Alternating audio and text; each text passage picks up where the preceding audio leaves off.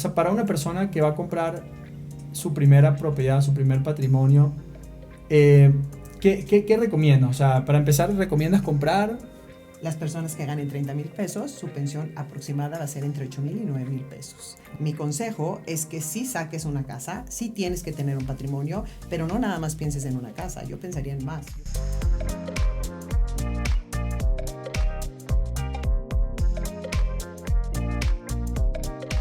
Hoy estamos en un nuevo episodio de Alejandro al Cuadrado y el tema de hoy va a ser interesantísimo. Vamos a hablar de finanzas, pero no finanzas en general, de finanzas personales y finanzas sobre todo para gente no financiera. Tenemos una invitada súper especial y estoy seguro que le va a encantar el capítulo. Y en el día de hoy vamos a platicar con Adriana Valle. Adriana es directora de la carrera de finanzas del TEC de Monterrey. Es una súper invitada. Y yo creo que el tema de hoy va a estar interesantísimo porque vamos a tratar de aterrizar algo que parece muy, digamos, a veces difícil para una persona que no estudia finanzas o a la gente que a veces no le gustan los números, entenderlo y cómo se aplica en su día a día. Me estás platicando ahorita, Adriana, y bueno, bienvenida, primero que nada. Muchas gracias Alejandro. Muchísimo gusto. Me estás platicando de un curso que estabas dando. Cuéntame un poquito del curso, de qué va, de qué trata. Mira, lo que hacemos nosotros, soy coordinadora del curso de finanzas para no financieros a nivel nacional. Ya estamos también en Latinoamérica. El curso es por parte del TEC de Monterrey, lo organiza el TEC, yo soy coordinadora y soy instructora y bueno, este curso me encanta porque es un curso que te lleva a las finanzas cuando no tienes idea de nada de ello. Sí es un poco, no es enfocado a las finanzas personales, es más enfocado a las finanzas, a aquellas personas que trabajan y que no tienen idea de los conceptos financieros. Y se hablan temas como de economía y relación con finanzas, matemáticas financieras que son los cimientos de las matemáticas y obviamente de las finanzas para la toma de decisiones, evaluación de proyectos, capital de trabajo, vemos estados financieros. Entonces eso hace que una persona que estudió otra carrera, que no estudió carreras de negocios y que no ha tenido ningún conocimiento del área de finanzas, pues obviamente empiece con esto. Claro que es una semillita porque no es tan fácil Claro. con un curso de 40 horas hacerte especialista en el área financiera. Finanzas. Mira, Adriana, este programa va dirigido sobre todo bueno, hay muchas personas que le puede interesar este podcast y el web show, pero sobre todo la idea es personas que de repente no tienen el conocimiento financiero tan profundo, ¿no? Y son personas que van a comprar su primera casa, que, que apenas están comenzando de repente su vida como independientes, ¿no? Sus papás les van a comprar una casa, también pudiera ser el caso. Puede ser que ellos hayan ahorrado o que los van a ayudar con una parte y luego van a pedir un crédito para comprar. Entonces se convierte en una decisión, te diría que puede ser una de las tres decisiones más importantes en la vida de una persona, ¿no? La compra de una casa. Y me interesaba mucho platicar contigo. eh, o sea, para una persona que va a comprar su primera propiedad, su primer patrimonio, ¿qué recomiendas? O sea, para empezar, ¿recomiendas comprar? O por qué, por ejemplo, podría valer la pena más de repente rentar que comprar? O sea, vamos si quieres a empezar por ahí un poquito, ¿no? Mira, te voy a platicar rápidamente, te voy a dar un ejemplo que es lo que está sucediendo hoy por hoy en México. Estaba la ley de pensiones, la ley anterior. Esta ley anterior lo que hacía es que si tú ganabas, por ejemplo, te voy a dar números no exactos, ¿sale? Para que te des más o menos una idea. Una persona de la ley anterior, la ley 73, si se jubilaba o se pensionaba, ganaba 30,000 pesos y su pensión sería de 28,000 pesos. Esa Ok. pensión sería vitalicia. Entonces, esta persona, pues, al momento de pensionarse, está ganando más o menos similar a lo que venía ganando. Entonces, está acostumbrada a ganar eso. Ok. ¿Qué es lo que va a pasar con la juventud o con las nuevas generaciones? Estas personas, pues, obviamente no van a tener este privilegio. Las personas que ganen 30,000 pesos, su pensión aproximada va a ser entre 8,000 y 9,000 pesos. ¿Qué quiere decir? Que con ese dinero no van a poder vivir. Entonces el mexicano, si no se puede, si no empieza a ahorrar desde ahorita, no va a tener un patrimonio en un futuro para poder vivir. Entonces, si me preguntas casa, pues para mí lo que sea, que ahorren donde sea y como sea. ¿Por qué? Porque al final, a los 60, 65 años, va a tener un afore, va a tener un monto de pensión en donde le van a pagar muy poquito y no es vitalicio.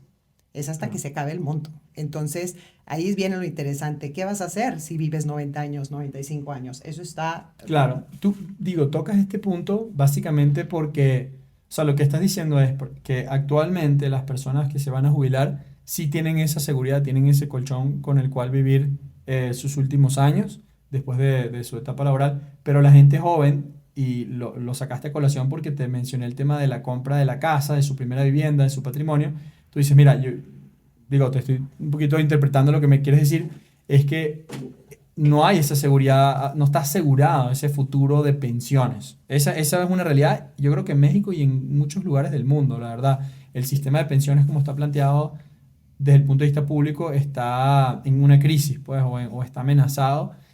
Y y quizás comprando una casa, digo, puedes tener como ese ahorro en tu patrimonio. Al momento de jubilarte, probablemente ya pagaste esa casa, ya no debes nada al banco y pudieras utilizar esa casa como un fondo de ahorro, ¿no? Si quisieras, ¿no? O sea, no sé si va por ahí. Sí, por supuesto, claro que sí. Yo siempre he dicho, más o menos cuánto tienes de tu vida laboral. Estamos hablando a lo mejor de unos 30, 40 años. Si tú tienes 30, 40 años y si tú sacas una casa a 20 años, lo que tú tienes que hacer es un juego tú estás jugando con el tiempo. Entonces, mi consejo es que sí saques una casa, sí tienes que tener un patrimonio, pero no nada más pienses en una casa. Yo pensaría en más. Yo pensaría en hacer un patrimonio. Yo pensaría en varias inmuebles. ¿Por qué? Porque lo tienes el tiempo. Solo hay que entender cuándo pagar y cómo pagar. Claro.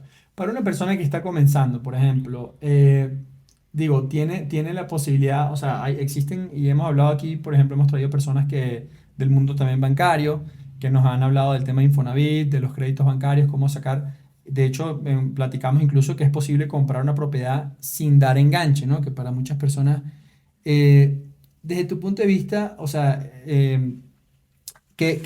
o sea, digamos, como una primera inversión, ¿piensas que la vivienda sí es el camino, digamos, más sencillo? O sea, ¿qué piensas tú de que alguien tenga, porque tenemos muy grabado de repente una generación, no sé si esta nueva generación, la generación Z, pero yo que soy millennial, sí tengo todavía muy grabado el tema de tener tu casa propia, ¿no?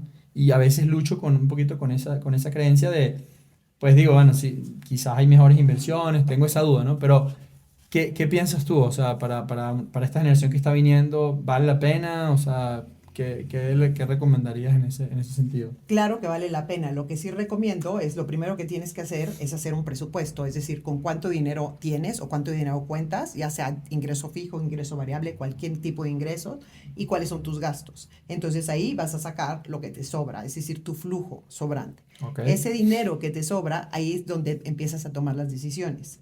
¿Cómo hacerle para comprar un inmueble que no sea tan caro? Porque luego es otra cosa que está pasando con los chavos. Los chavos quieren casas como la que están viviendo con sus papás. O quieren casas muy grandes. Claro que eso no puede existir. O sea, si tú quieres una casa de 1 millón de pesos, de entrada tienes que pagar mensualmente 10,000 pesos. Entonces, claro, de entrada necesitas ver cuánto es lo que te va a sobrar para poder comprarla. Otra cosa, tampoco puedes esperar a que ese crédito que vas a pedir, ¿por qué? Porque va a estar muy complicado el decir ponte a ahorrar y ese ahorro te va a servir para comprar una casa. Eso está mucho más complicado. Yo creo que en los inmuebles es una gran inversión. El crédito es grande, solo es muy bueno, solo que tienes que ganarle al tiempo al crédito.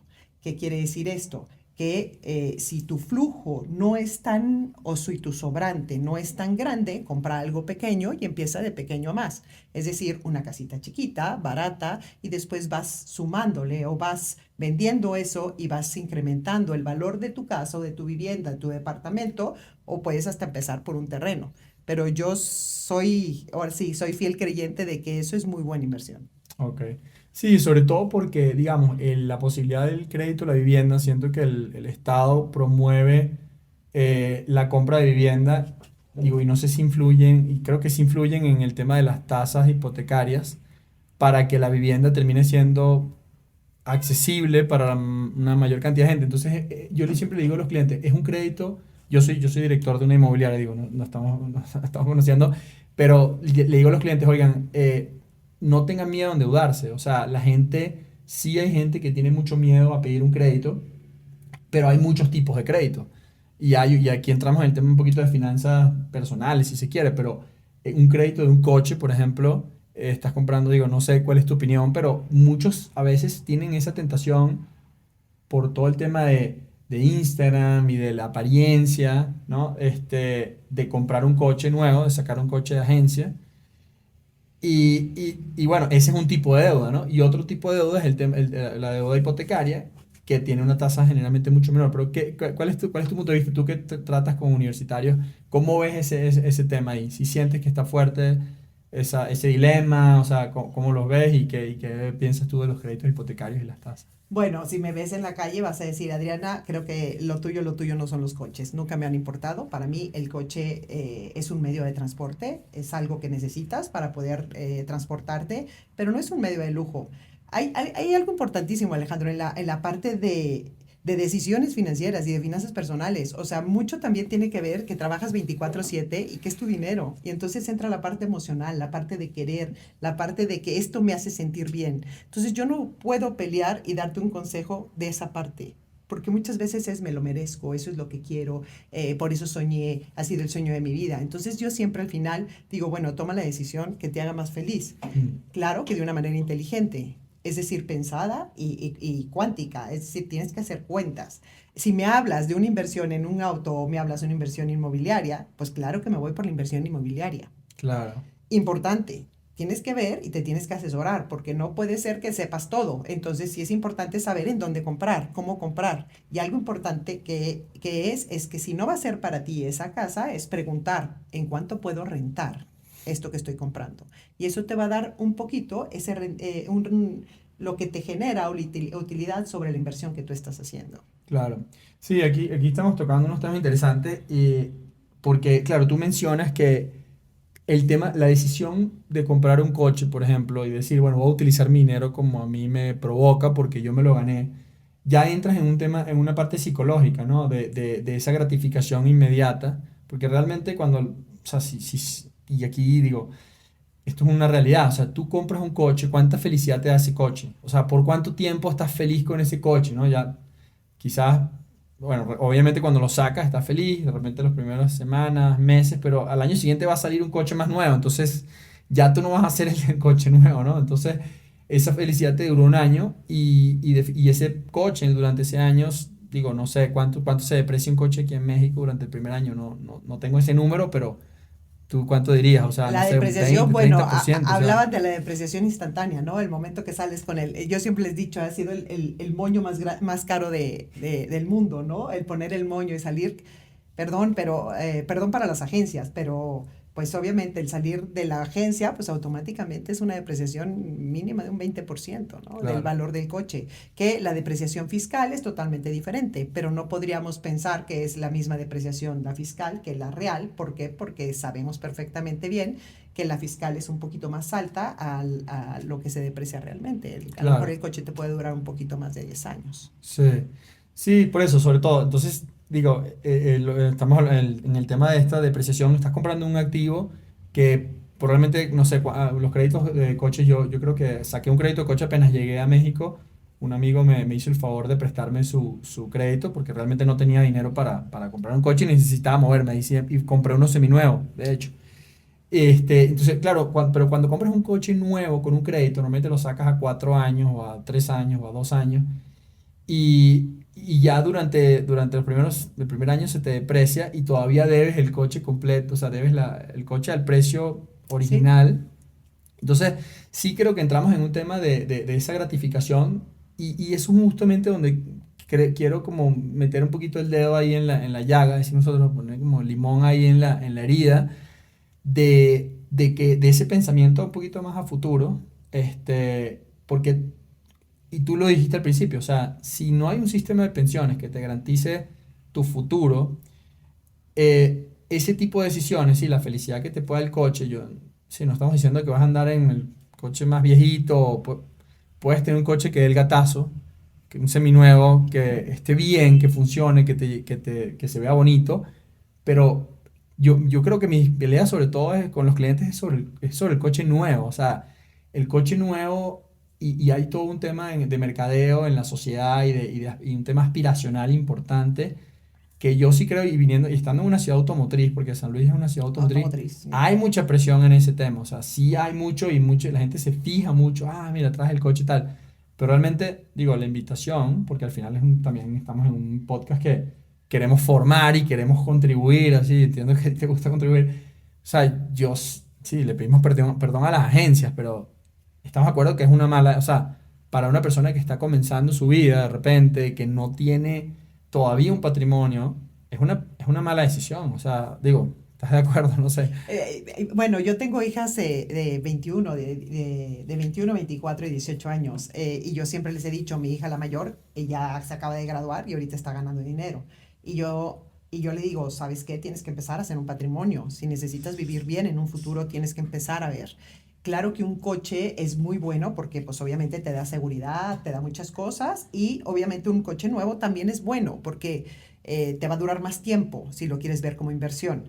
Pero yo me iría 100% haz tu patrimonio, ¿no? Y la manera de hacer tu patrimonio es obteniendo un crédito hipotecario, comprando una vivienda y eso te va a permitir, si rápidamente pagas capital durante los primeros periodos, es decir, 24 periodos, normalmente hago un ejercicio en mis cursos en donde si pagas los 2 primeros años 2,000 pesos adicional a tu cuota, más o menos estás ahorrándote en todo tu crédito 400,000 pesos al final, ¿no? Ok, Entonces aquí la idea es sí pedir un crédito hipotecario, pero pensar que ese crédito, esa mensualidad, tiene que ser suficientemente pequeña o adecuada para tu ¿Cuánto por presupuesto. ciento de tu presupuesto de un presupuesto de una persona recomiendas que asigne a un crédito hipotecario? Yo de entrada serían tus ingresos, serían tus gastos, tanto gastos fijos como gastos variables, y que tengas un nivel de vida normal, que tampoco te sacrifiques tanto, y el remanente yo lo invertiría.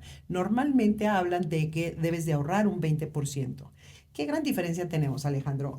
Yo hablo, y no tristemente, pero hablo mucho del americano, ¿no? De nuestros vecinos. Nuestros vecinos, ellos ahorran toda la vida y al final tienen un monto que ellos ahorraron gracias a su ingreso, O ¿no? sea, el Ellos más o menos. 401k, que bueno, o sea, Exactamente. ese sí es un fondo que funciona, ese sí funciona mucho, mucho mejor. Ese funciona mucho mejor porque ahorran bastante bien y se pide que sea el 20% de su sueldo, entonces al final ellos pueden vivir súper tranquilos.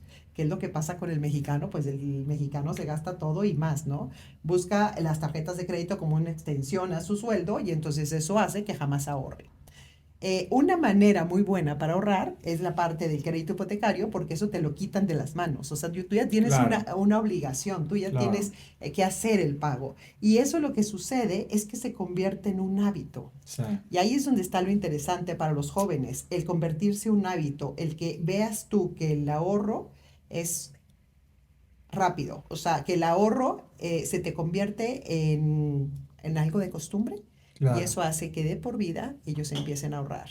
Si haces esos prepagos, en 8 años tendrías tu casa y así tendrías oportunidad de no tener una casa, tener tres, solo si juegas financieramente con el dinero. Claro. Sí, es un tema de poder ver como un poquito proyectarte en el largo plazo. Es difícil a veces para una persona porque uno se te va la vida viviendo, o sea, se te va la vida digamos, en las cosas chiquitas, ¿no? El fin de semana es feriado y me quiero ir a San Miguel o me quiero ir a Cancún. Sí. Y entonces, y luego tengo un regalo y luego la Navidad y el cumpleaños y la salida al antro. Entonces, eh, como tú dices, ¿no? O sea, hay un tema aquí que no sé, digo, yo no he tenido la oportunidad de conocer bien el TEC. Tengo un amigo, tengo varios amigos, pero tengo un amigo que es el decano de la Dirección de Políticas Públicas del TEC, creo que en Ciudad de México. Ujú. Este es venezolano, se llama Miguel Ángel Santos, y obviamente tengo unas muchísimas buenas referencias del TEC. Este, pero se me fue la idea de lo que te iba a decir. Estamos hablando ahorita no sé si ven este tema en el TEC, del tema de ciencia del comportamiento. O sea, hay una nueva, digamos, tendencia de pensamiento, bueno, o línea de pensamiento que es de behavioral science, ¿no? Y una de las cosas que ven es justamente ese tema de crear sistemas que te ayuden. O sea, si tú tienes que conscientemente ahorrar, o sea, mira lo difícil que es, ¿no? O sea, de tu salario sacar, no sé, el 10 o el 20% y depositarlo en una cuenta de ahorros, que está a la vista y que en cualquier tentación tú vas a pellizcarle y vas a sacar dinero de esa cuenta de ahorro, es muy complicado. Mientras que, como tú dices, una hipoteca, hay un tema de ciencia del comportamiento en la hipoteca porque te obligas Correcto. y es como, yo creo que mucha gente en el fondo lo sabe. Cuando me ha tocado clientes que les entra dinero y me dicen, no, necesito comprar algo ya, porque saben que ellos mismos, ¿no? Es como Ulises cuando va en el barco, que se amarra porque sabe que las sirenas van a cantar en algún momento, y Ajá, dicen, ajá. amárrenme porque cuando canten las sirenas me voy a estrellar contra las piedras. La gente igual, ¿no? Dicen, no, yo necesito comprar algo ya porque si no me lo voy a gastar. Entonces yo creo que la hipoteca se convierte en esa obligación y sí termina siendo una presión al principio, pero ya que lo descuentas de manera automática de tu presupuesto, el resto es mucho más fácil, ¿no? Yo creo que por ahí iba tu comentario, ¿no? Claro, por supuesto, y eso a lo mejor te cuesta el 100% la primera propiedad, pero a lo mejor esa propiedad la puedes rentar y esa renta te hace para comprar otra. Entonces, normalmente cuando tomas y haces estrategia, dinero llama dinero.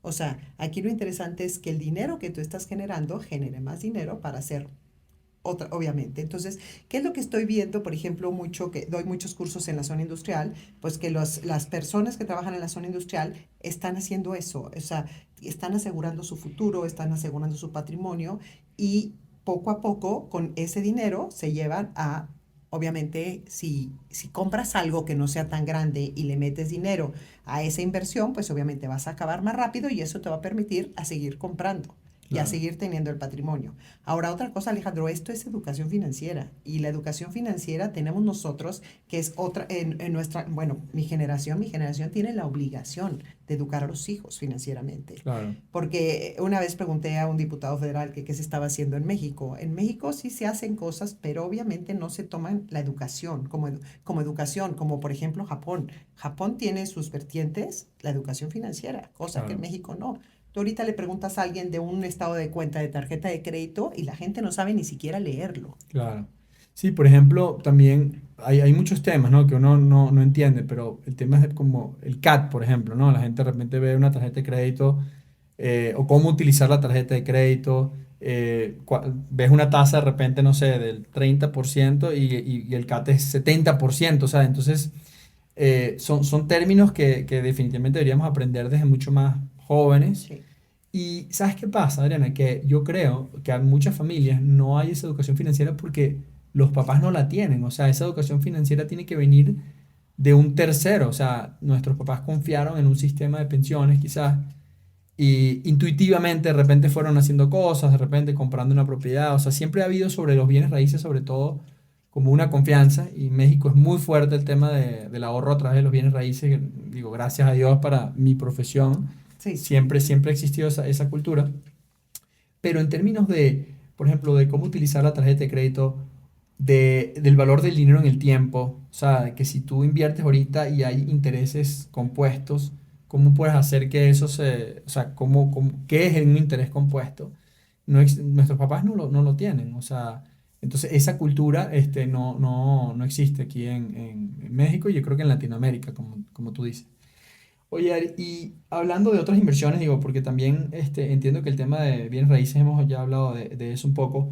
¿Qué otros instrumentos tú recomiendas a gente joven que quiera ahorrar un poquito para justamente cubrir? O sea, hay fondos privados como el 401(k) de Estados Unidos, aquí en México, en las cuales la gente pueda invertir. ¿Qué piensas tú de ese tipo de fondos? ¿Qué piensas de las segubecas, por ejemplo?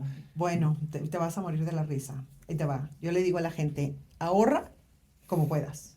Desde el pepsilindro, desde el cochinito, desde la tanda, como sea. ¿Qué es lo que está sucediendo? La gente no ahorra, no tiene cultura del ahorro.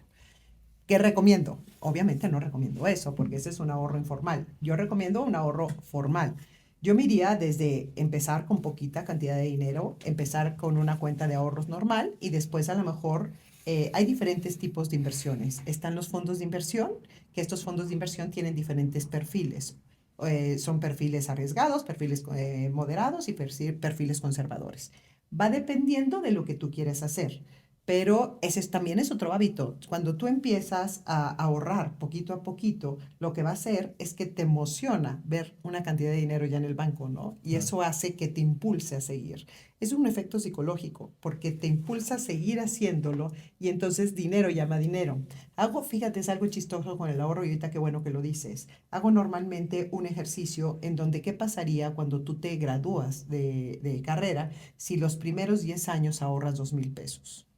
Si ahorras 2,000 pesos de manera mensual con respecto a si ahorras los últimos 20 años, por ejemplo, de los 40 a los 60 o de los O cuarenta y sea, cinco a los la diferencia sesenta y entre ahorrar dos cinco. mil pesos mensuales de los 20 a los 40, ahorrarlos de los 40 a los 60. ¿Ok? Exactamente. La diferencia es que de los 20 a los 30, no a los 40, a A los los 30 30. son 10 años, tendrías como 1,000,000 de pesos al final. La otra opción, de los 40 a los 60, tendrías 400,000. Ok. Entonces, si te O sea, en fijas, 10 años tendrías 1 millón y en 20 tendrías 400.000. es correcto. ¿Eso por qué? ¿Por qué sucede de esa ¿Por manera? qué? Porque tú estás ahorrando desde tus 20 años hasta tus 30 años. Ok. Y lo que hace es que todo lo que tú ahorraste en ese tiempo va generando intereses y tú no estás haciendo absolutamente Claro, pero nada. ese millón de pesos que tú dices es o sea, dejas de ahorrar a los 30, eso es lo que estás Correcto. asumiendo, ahorras de los 20 a los 30 y ahí dejas de ahorrar. Y luego a los 60, ese dinero que ahorraste de 20 a 30 se convirtió en 1 millón de pesos sin ponerle un peso más. Es correcto. Mientras que si no ahorraste nada y nada más a los 40 dijiste, ya me voy a jubilar, tengo que empezar a ahorrar y empiezas a ahorrar 2.000 pesos Que en eso es lo que 20. nos ha pasado a nosotros, a mi generación es lo que Claro, pasó. Ya nos empezó a dar la angustia de que ya nos vamos a jubilar y que con qué claro, vamos a vivir. claro, ¿Y qué es lo que sucede? Yo siempre les he dicho, oye, ¿cómo puede ser posible que esto no me lo enseñaron a mí? Creo que hubiera sido un futuro totalmente claro. diferente. Y por ejemplo, te comentaba también de ese tipo de fondos de ahorro, sí, sí hay esos instrumentos aquí en México. O sea, hay bancos que los manejan los bancos, Por supuesto. o qué tipo de empresas Lo lo... manejan los bancos, lo manejan ahí de diferentes tipos de instituciones financieras, principalmente los bancos. Y siempre me dicen, oye, ¿cuál será el mejor? Pues yo creo que el mejor es el que tengas tú. Es decir, si tú estás y tienes una cuenta en determinado banco, pues a lo mejor preguntar qué tipo de fondos hay ahí. Claro, Yo recomiendo mucho una página que es del gobierno, y platicando del gobierno que qué se hacía o no se hacía, que es conducef.gov.mx. Esta página lo que hace es que tiene simuladores. Y dentro de los simuladores, ahí hay diferentes opciones de crédito y de inversión. ok. Y dentro de las opciones hay fondos de inversión. Y te vienen todos los fondos de todas las instituciones financieras reguladas por parte de México, en donde tú puedes ver quién te da más o quién te da menos. Eso está interesantísimo. Digo, lo vamos a agregar la liga luego en el programa. Es en Conducef y me imagino que ahí tiene como un apartado o cómo llegar ahí. Sí, hazte de cuenta que entras a conducef.gov.mx y después en el buscador le pones simuladores y calculadoras. Entras ahí y automáticamente en la parte de abajo te viene simuladores y calculadoras, pero lo interesante es que es de todas tus decisiones de finanzas personales. Seguros de gastos médicos, ahorro, crédito automotriz, crédito hipotecario, movilidad hipotecaria, cambiarte de un banco a O otro. sea, la propia Conducef te permite comparar los productos que te ofrecen Sí, distintas empresas financieras autorizadas es ahí correcto. en un solo lugar, Y pues. ya no tienes que ir a danzar por todos los Eso bancos está para buenísimo. ver Nadie le hace qué. publicidad a eso. Por supuesto que no, no entiendo, A yo nadie no le conviene, a los trabajo. bancos no les conviene. Yo no trabajo para el gobierno ni nada, pero sí se me hace buenísima. ¿Por qué? Porque ya no tienes que danzar y por lo menos te das una idea. No es una información al día de hoy, pero es una información a lo mejor al mes pasado o 2 meses, pero ya te das una idea de quién está cobrando menos. Claro. Y hay hoy hay un simulador buenísimo que recomiendo mucho que es de presupuesto familiar. Entonces ahí te va preguntando. Entonces ya no necesitas ni saber qué es un presupuesto familiar. Te dice cuánto ganas, cada cuándo lo ganas, en qué gastas, luz, agua, teléfono, etcétera. Y tú vas poniendo y al final tú puedes bajar ese presupuesto en Excel y puedes tomar decisiones y Qué decir, bueno, ¿cuánto interesante. me sobra? ¿Qué puedo hacer? Y todo en una misma página. Qué interesante está eso. No, no había escuchado y que tuviera tantas herramientas, tampoco me lo había imaginado. Y tú sabes, por ejemplo, yo tengo dos niños pequeños, y he estado, o sea, les estoy tratando de inculcar ese tema financiero, del ahorro, de cómo el dinero, como tú dices, el dinero llama al dinero, ¿no? Es un concepto que para un niño es difícil de entender, pero yo le explico, o sea, hay gente que pide prestado y gente que invierte, ¿no? Son Así como que es. dos caras de la moneda. Exactamente. Entonces, los bancos en el medio, obviamente se lo trato de explicar con otras palabras, pero sí, este es el concepto general. Las personas que piden prestado, tienen que pagarle al banco una cantidad de dinero. Además de devolverle lo que le prestaron, le tienen que dar un extra porque estuvieron usando un dinero que no era de ellos, ¿sí? Y ese extra tiene que ser más grande que lo que reciben los que ponen el dinero en el banco y el banco se queda de la diferencia. O sea, entonces ese concepto se lo estoy explicando y entonces él entiende que si él pone el dinero en el banco, o sea, si él le da dinero al banco para que a su vez el banco le preste a otras personas, el banco le va a pagar a él una cantidad por nada más por poner el dinero ahí, ¿no? Así Entonces es, anda pendiente, sí. no, yo metí 2.000 pesos y debería tener no sé cuánto, debería tener, entonces se gasta en Fortnite, compró el otro día una, no sé qué compró y se gastó 200 pesos, entonces más o menos ahí iba calculando, pero la realidad, o sea, si tiene su cuenta, le abrimos su cuenta en el banco, no lo tengo invertido en CETES, o sea, esto es un concepto imaginario, realmente no está generando ese Ese rendimiento, dinero, claro. es un rendimiento que yo en mi cabeza más o menos estoy calculando que es lo que debería tener él. Pero tú sabes de algún banco que ofrezca algún producto para niños, porque las veces que yo he preguntado me dicen que no pueden abrirle cuentas a menores de edad. Mira, para menores de edad se necesita que el papá esté obviamente esté detrás de. Sí hay cuentas para niños. Tristemente hay muchos bancos que te cobran una mensualidad. Entonces es súper triste. ¿Por qué? Porque Claro, meten sus 5 pesos y se lo meten sus quieren. 5 pesos y les cobran 45. Entonces está como muy triste eso. Pero sí hay opciones. Ahora, otra cosa que yo les recomiendo mucho, por ejemplo, a los niños, quien tenga hijos, denles un domingo, por Dios santo, denles una mensualidad, una semana. O sea, que el niño sienta que tiene ese dinero y que lo puede administrar. Claro, Por ejemplo, si quiere un juguete, no se lo regales el juguete, más bien dale un domingo y que ese domingo lo vaya ahorrando y que a lo mejor, ¿cómo se llama? Quite una cantidad, a lo mejor para la tiendita de su cole o a lo mejor para la paletada de la tarde, pero que él sienta y que él vaya administrando qué es lo que le están dando de domingo y entonces ahí automáticamente tú al niño de 5 años lo estás educando a tener ingresos y a tener gastos claro, sin explicarle, porque a lo mejor va a decir, no, ¿qué es eso? No, no entiendo. Mis, claro. mis hijas siempre me decían, mamá, mamá, ¿tienes dinero? Yo siempre decía, no, no tengo dinero. Pero vamos al cajero, el cajero hay, le metes la tarjeta y te da dinero. Claro. Entonces, un niño hace eso. Sí, Entonces, cuando tú le das un monto, que es el domingo, y tú le dices que tienes que ahorrar 20 pesos, 5 pesos o lo que sea para comprar algo en un futuro, eso es espectacular. Tú ya lo estás educando financieramente. claro, claro. No, ese concepto está interesantísimo. Y ya para cerrar un poco, te preguntaba de las segubecas. O sea, entiendo que hay varias universidades, no sé si todas las universidades lo tienen, las privadas, pero ese producto es un producto que ofrece, creo que Seguros Monterrey, no Ujú. sé si Sí, estoy seguro. Seguros Monterrey. En un momento, digo, no sé si quieras platicar de eso, digo, si no, pasamos a otro tema, pero que hay mucha gente que termina, digamos, como un vehículo como de inversión los estudios superiores tomando un producto como ese. ¿Cuál es tu opinión A con mí me el... gustan mucho todos esos productos, cualquiera de ellos. Hay seguros de retiro y hay seguros también para la educación de los niños. Ese es muy bueno porque lo que hace es te quita el dinero de las manos. Aquí Claro, lo interesante es que te quite el dinero de las manos. Hay dos maneras de invertir, hay en pesos y hay en dólares. Entonces, puede ser una buena opción que tengas una moneda fuerte y más ahorita en estos tiempos que creo yo que va a estar viniendo complicado. yo de Venezuela, te puedo decir que, o sea, yo Exactamente, aprendí a ahorrar en pesos, porque aquí el mexicano confía mucho en su en su moneda, es moneda. lo que Sí, yo sí, sí. siento, pero creo que puede ser buen momento, digo, vale la pena tener un poquito de las dos, ¿no? Y yo pienso que sí, invertir un poquito a lo mejor en dólares, en pesos, pero el dólar, pues a través de muchos años, el dólar se ha mantenido estable, en cambio el peso no. Entonces, si va a ser una inversión a muy largo plazo, yo recomendaría que sean dólares. Y la CQV con la que te da es que si tu hijo no quiere estudiar absolutamente nada, no pasa nada, te dan el dinero a ti de lo que has ahorrado, ¿no? Claro, Entonces, son fondos de inversión, estas EGUBECAS, en donde lo que hacen es gente profesional está invirtiendo en diferentes instrumentos para que te dé mayor rendimiento y obviamente te quitan el dinero de las manos y eso hace que estés ahorrando. O sea que está perfecto. claro. Bueno, está bien. Mira, Elena, me dio muchísimo gusto tenerte en verdad en el programa. Yo creo que da para mucho más. Sí, Entiendo uy, que no, estos temas nos podemos pasar tienes aquí por días. muchísimos pendientes. Sí podríamos profundizar, digo, más adelante en temas de, no sé, los rendimientos, no platica.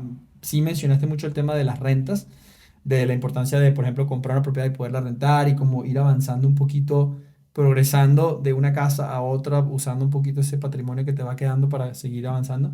Pero bueno, hay mucha tela ahí todavía que cortar y espero que nos puedas volver a visitar pronto para seguir hablando de esto. No, claro que sí. Bueno, estos temas me apasionan, me encanta ayudar a la gente a tomar decisiones de su dinero.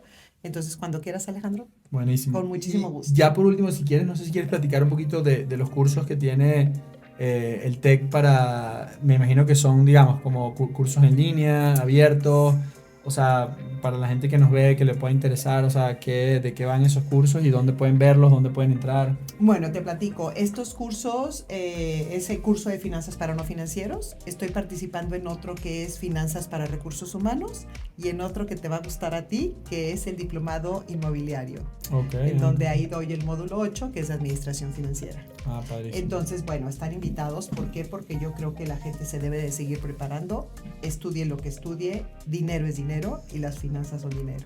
Claro. Entonces, creo yo que es algo que todos nos tenemos que preparar en estos temas. ¿Y dónde podemos ver esa información? O sea, Es ¿dónde? información en la página, les comparto la página del TEC. Dentro de la página son programas, hay diferentes tipos de programas, son programas virtuales, son programas live, son diferentes modalidades y en la página del TEC lo pueden hacer. Si quieres te comparto la página para Sí, que la ponemos la liga ahí. en la Ok. liga. ¿Te Muy parece? bien. Bueno, muchísimas gracias. No, gracias a ustedes y gracias a ti, Alejandro, por invitarme.